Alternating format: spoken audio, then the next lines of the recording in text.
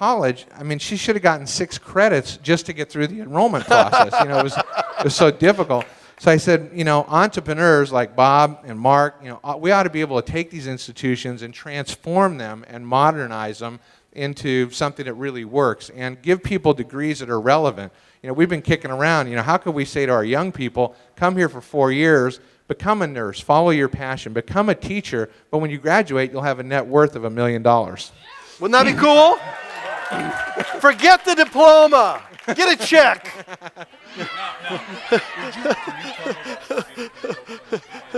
Isn't that a great tagline? Bob, there's 2 stories he's got to tell. Oh, you're too kind. Well, Mark's referring to 1981 when I went to work. I became a Christian, and I went to work at a Christian ad agency, and I was working in the mailroom, basically, and I had really long hair, much longer than this, down to about here. And I was a musician. I grew up, I turned 18 in the Schaefer Beer Festival in New York City with the Buddy Miles Express. Anybody know the Buddy Miles Express? few people old enough. But I went to work at this ad agency and tried to figure out what I was going to do with my life when I became a Christian. I didn't know. And then I fell in love with this woman. She was absolutely spectacular. And she was next to the CEO's office, and she was head of public relations. And I went to my mom. My mom's Jewish. My father's Catholic. My theology is, all over the board. And I went to my mom and I said, what do I have to do to win this lady's love? And she said, the first thing you got to do is cut that hair off, and buy a suit. And so I started volunteering for every job possible. And I loved heavyweight boxing championships. And so I was sitting in the Arizona Coliseum watching Larry Holmes and Don King and all those guys, rough it up.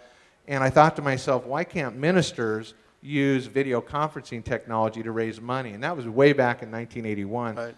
Long story short, the first guy to try it out was a guy named Kenneth Copeland. He was a faith teacher from Texas, a great guy. And his ministry had only done about $5 million a year. And we put on a huge event, and I thought I had ruined him. I thought he was going to be bankrupt because the event was about $2 million to put it on. He only had a $5 million income. But Kenneth got up there, and we had 180,000 people show up in 220 cities across America.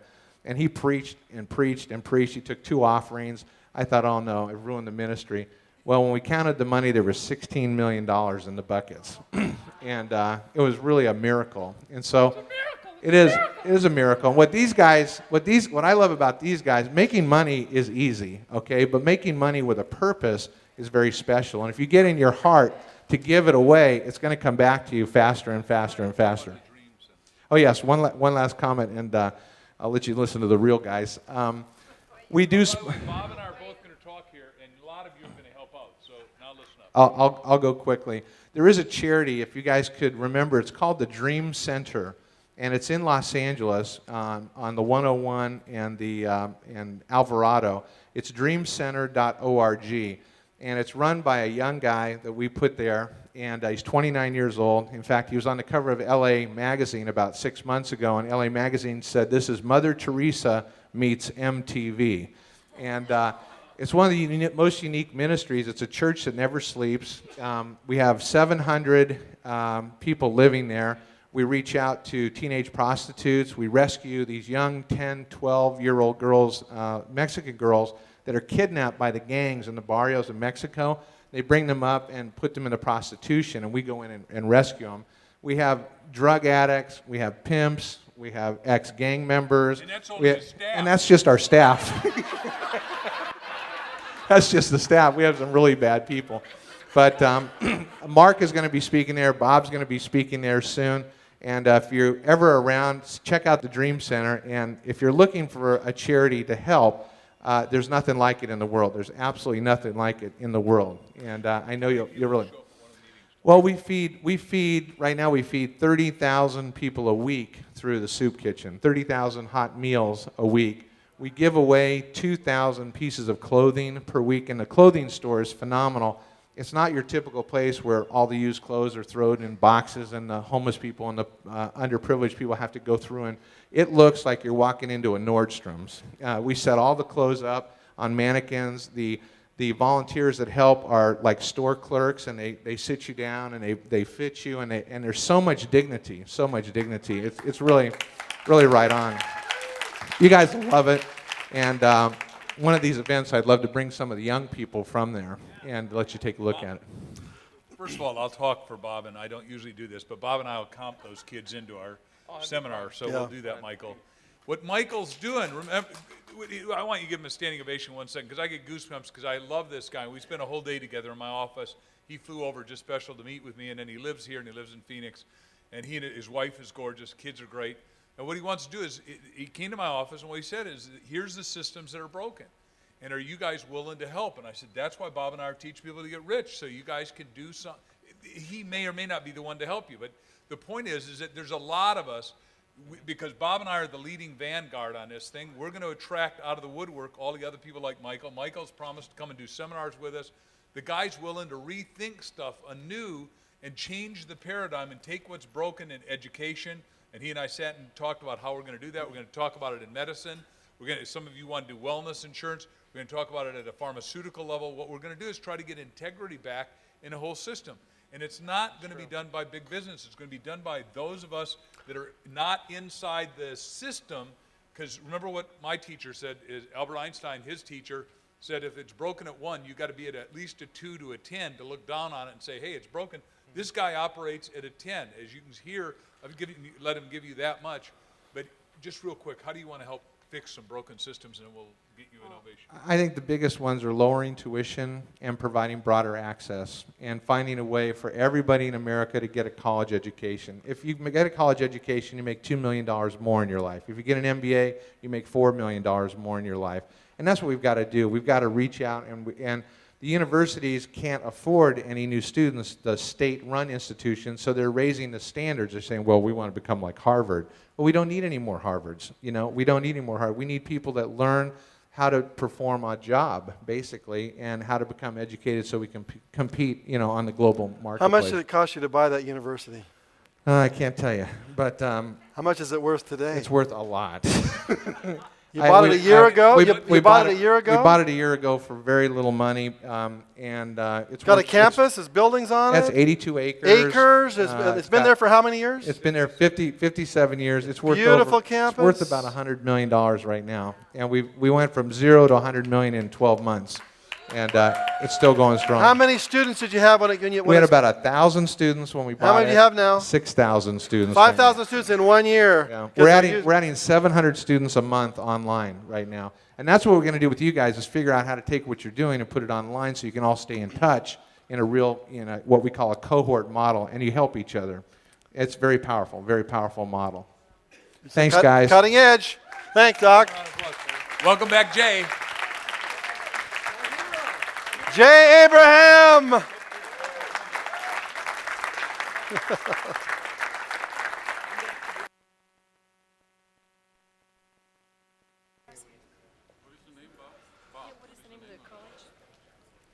Grand Canyon College. Grand Canyon. Philip, College. am I on? Yes. Okay. It's yours for the next hour. Do what you want. All right. So, okay, here's what I'd like to do. Excuse my voice. I'd like to take some other scenarios and go through them, but I want to teach you some other things that I think will be very useful in your current, future business activities. Let's see. Let me pick some of these. We'll bring a couple other up here. Let's see who would be really good. There was one that was interesting to me. I'm not sure if we're going to be able to do a lot with it, but I think it'd be very interesting. And that's the person who had something for credits for enterprise zone activities. Where are you? Is that you? Before I bring you up here, so make sure, and it's not disrespectful, what's an enterprise zone company? And how many are there, and what do you do? Let me give you a mic. Well, I guess I won't get you a mic. Pretend like this is a mic. An enterprise, hello? Yep. An enterprise zone is set up by various government entities. The federal government has enterprise zones. Each state has enterprise zones. And the major cities or counties have their own enterprise zones layered over the states. So there are a myriad of tax benefits, ability to get loans. So, but how many companies out of, I mean, if there are 25 or 30 million enterprises in the United States, how many would be eligible? Because do they know their enterprise zone? Because when I was reading it, I was thinking, how intriguing, semicolon, however, keep in mind, most people, as I was talking about copywriting, you may have the greatest benefit, the greatest value or service. If I don't instantly know you're talking to me and you don't verbalize my problem or if you say, your company may be entitled to $25,000 a person credit every year right off your income taxes, right back in your pocket. If you have 12 people, it's like I just gave you an extra $250,000 income. Get this report and I'll teach it to you. That's a lot easier than saying enterprise companies. You're right. Because I was reading it, I gave you a lesson, all of you. But does that make sense to you? It makes a lot of sense. So tell me, every state has some program. Federal has a program. Is there anything they can benefit from and get credit from being outside the country too? No, these are all within this. Okay, so what I just gave you is a pretty good headline, isn't it? It's wonderful. So if I read that, now let me ask you this. Statistically, if you don't know research, I'm giving you guys all lessons and I'll interpret what this means in a minute, but how many out of how many companies, state, or on average, if you looked at 100 or 1,000 or 10,000, how many would be eligible? On average, worst case. In Los Angeles County alone, there are tens of thousands of these companies. Okay, so if you said in Los Angeles County alone, there are tens of thousands of companies who are entitled right now to tax reduction, money in your pocket, and they don't know it. 4 years of tax refunds immediately Why available. didn't you say any of that in your ad? You're writing better copy right now, isn't she? I'm helping her, but so what? And then Thank you you. said, odds are higher than you think that your business qualifies, but to find out, then you got to tell them what to do. Call, go, order this book, blank. What are you selling? I'm selling the actual service of accountants and attorneys who So will you do it all? we'll do it all. What do you They charge? don't have What do to you it. charge? 25% of what we get. No disrespect, but you didn't say any of that in your offer. So if you say, let us help you determine whether you qualify, and if you do, how many tens of thousands of dollars we can get back for you. Our service costs you nothing. We only get a small share of the recovery if, when, and after we deliver. Think that might have more people come to you? Yes, sir. Okay. You're done. Thank you. And no, you're not. Do you think maybe there are a couple of people who have websites or newsletters or communications or sell any product or service to business owners in this country that you might be able to joint venture with? And if you said, on average, our average client is $200,000, we get 50, we'll give you 40% just for getting us access, that maybe they might do that for you? What an intriguing thought. Yes, I think they're there. Okay. All right. Thank you. Thank you. Phil, get the mic. Let's knock out a couple more of these because I got to leave right at the top of the hour. Lessons. What do you think the lessons I just taught are? Who wants to try to define and list? Okay, Phil, are you the mic man?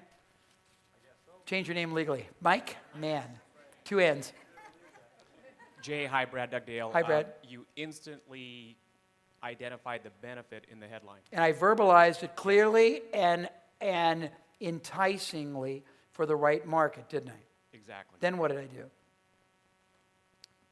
Then you expanded the opportunity by looking for other revenue sources in Well, your... but let's finish because what I did was much more subtle. I quantified the opportunity and showed what it might be worth. I expanded the qualification, then I disclaimed it. Find out, maybe you're right, but let's find out at no risk.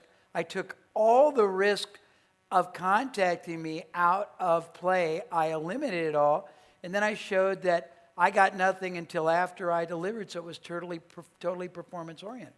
Didn't I? Yes, you did. So a little more complicated than that. Yes. Then I expanded the horizon of where to take the opportunity. Yes. Okay. What I'd like to do, because when I do big seminars, I drive people crazy, anybody who's ever seen one, because they all think they're coming to see me. But what you're really coming for is an enduring breakthrough. And when I came here to contribute to Bob and Mark, I didn't really know what I was going to do because I didn't know what they were trying to do fully. I mean, it was a work in progress for me as far as what I knew. But what I'd like to do before I leave is give you a greater benefit than just me pontificating my insights. There are 140 people in this room. You've all been exposed to me for 2 or 3 hours.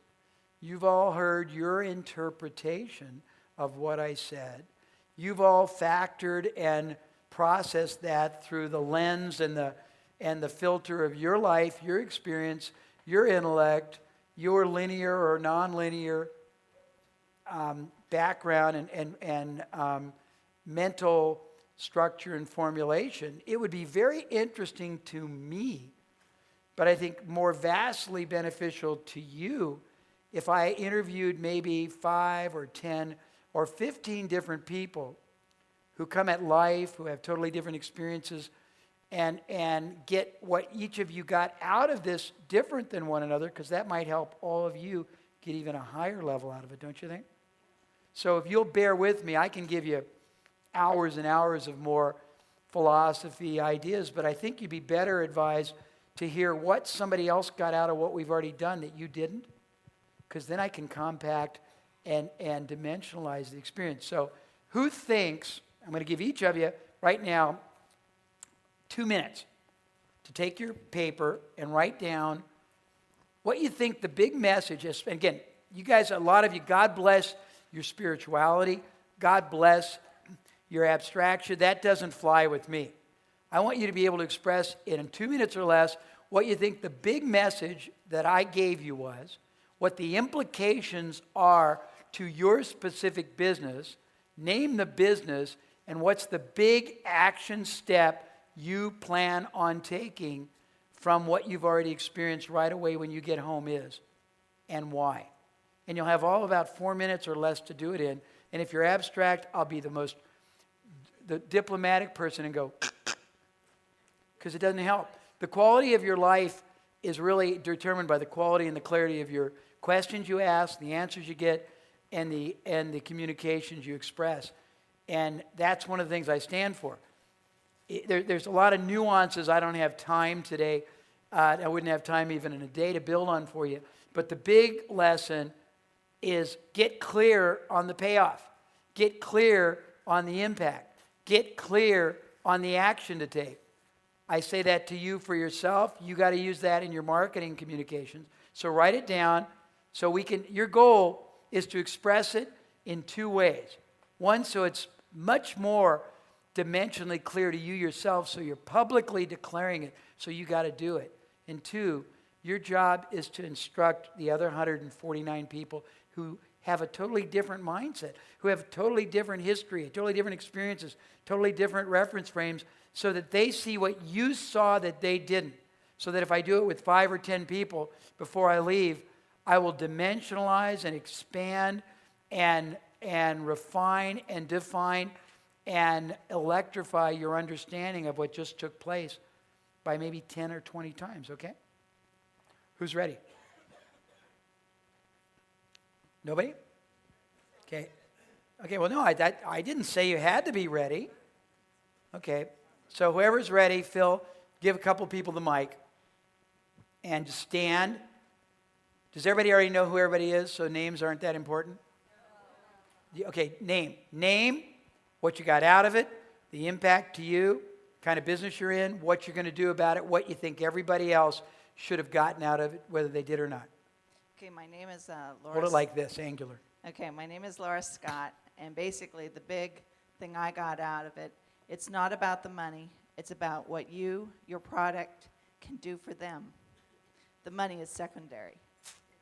What's the action step for you? I'm going to implement it in my writing How? by getting in touch with other people's feelings and emotions and How are you going to do it? I'm merciless. I By- love statements, but I want to know action. How are you going to do it? by putting myself in their place. How are you going to do that? By getting in touch with their feelings. How? By interviewing, communication. Are you going to go online and see if there's anything like Amazon or anything else that has reviews or comments? Are you going to go on forums and read those and see what people say from the passion of their heart? Yes. Are you going to basically look at letters to the editor in publications where people write about those things and try to look at words and feelings Yes. and then think about them? That's good. What do you think everybody else ought to do? Same thing. Good. I like that. Okay, thanks. Pick randomly and varied, Phil.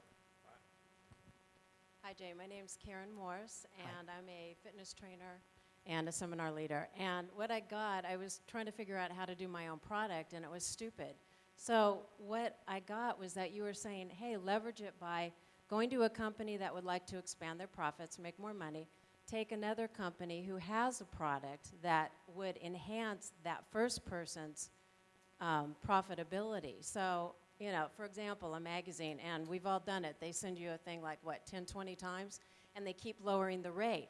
So what I do, I wait until they give me the rock bottom rate, and then I renew, okay? But that's silly on their part, because what they could do is actually keep the rate they want. They have a certain number, I'm sure, and then take a product that everybody wants, a trendy product, anti-aging, you know, whatever, lose weight, it doesn't matter. Because Pack it in. Pack it in, you bet. And then put them together. I would make the money bringing that together, bringing the idea, because in the beginning I wouldn't, but in the back end, you Exactly damn right. That's good. I like that. And what's the lesson to everybody in what you saw? That you don't have to do it yourself. You can go ahead and get a product, you get the idea, and go for it. So I'm getting on the phone Monday, and I'm going to make it happen. First, I got to get on the internet, Good. look at a hot Good, product. good. Okay. Now, let me give you another lesson. And guys, stay standing because this won't take long. This concept of lifetime value, or marginal net worth as it's called, is very important for you to understand.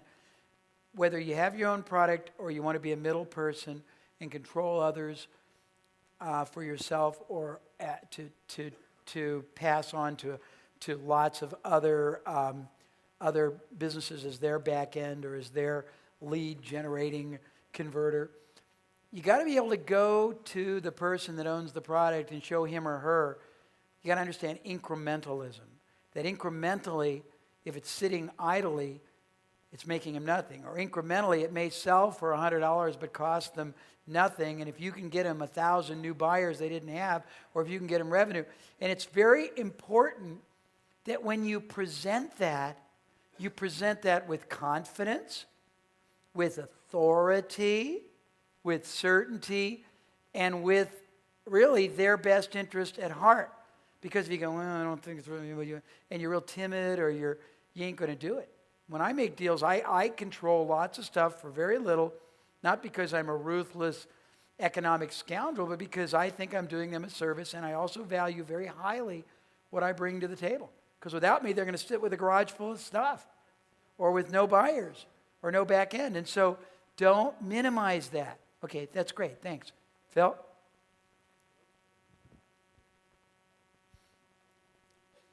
Hi, my name is Jade Forster, and based on what you said, I see myself as being a television or radio spokesperson for various people that would tie into my book very well. And some people know that my book is about Never Be Helpless Again and how I flew around Kenya with my father, and that's a basic storyline. So I thought I could approach people like Piper Cherokee, Lexus Hybrid, Travel Magazine, South African Airways, Burger King, because they brought out the first veggie burger, I like Lexus Hybrid because I'm into, not global warming and that kind of stuff. And then pulling all these people as like my main corporate sponsors and then just really, really promoting them and having like a core group that exemplifies what I'm teaching good. in my book. Yeah, I think that's good. What do you think the lesson that you're trying to express would be to everybody else? To never be helpless again, and that includes enhancing our earthly paradise. Okay, but I think that's admirable, but I want it to translate to actions they can take over, not about your issue, but about your insight. The insight. You're going to go to these people. What do you think the lesson to these people to apply that same mindset, not about your theme, but about their, okay. The same way I market them, they market me. They call me and the bank says, we're going to give away one of Jade's free books with every account that's opened. You can do that reverse ways with people like Lexus Hybrid. We'll give a book away. We buy Lexus, Okay, etc. good. Now, a point, sit, that's good. A really good point. The key to monster success, whether it's your own business, whether you're a middle person, whether you take control of other people's products, services, or businesses, because you can do the same thing. You can have somebody who's got a terrible business because they don't know how to use it as a front end, and you can take control of it, give them a little share of the profit, and control websites. You can do all kinds of things because most people are very, very, very meager or unsuccessful. But keep in mind, the world is starving for great ideas that will make more things happen. You are, aren't you? People are looking like, if you say, I can get you twice as many buyers, I can get people to visit you. I mean, it's such a cool concept, but I don't want to get too deep for you. Lead generating. I said your own lead generating business. A store gets visitors. They've never looked at it this way, but visitors cost money. A store pays rent. The more premium the rent location, that's a marketing expense, really. And if you get 50 visitors or 500 visitors, fixed cost is the same. If you can give them something that will attract more visitors, and you can ask them to test whether those visitors convert to purchases, I mean, you can make so much money for others and ultimately for yourself by showing them ways they can enhance their goal, whatever their goal is. And a lot of them don't know their goal. Remember I said putting into words? I'm very gifted. I may be esoteric today because I'm trying to torque down to very basic levels the kind of stuff I do by day for other companies, but you got such a clear, broad path you can pursue. And that woman had a really cool idea, but you can go to anybody in any field and say, try this. Trying to get more people to your website, trying to get more people to buy, trying more people to buy other things. Let's add something else to it. Go out and negotiate acquiring something with a high perceived value, with a low cost. I mean, do you think that book clubs really have figured out how to sell 4 books for 3 cents and make money? Or do you think they've tested that kind of a premium produces so many people in the front door and enough of them keep buying over and over again, and enough of those people buy other book clubs or video clubs or DVD clubs? I mean, this is a very powerful distinction. Next, Philip. My name is Sue Friesen, and we have an ecological farm in Virginia, and I've been discovering this week, well, I knew this originally, but that my vision is bigger than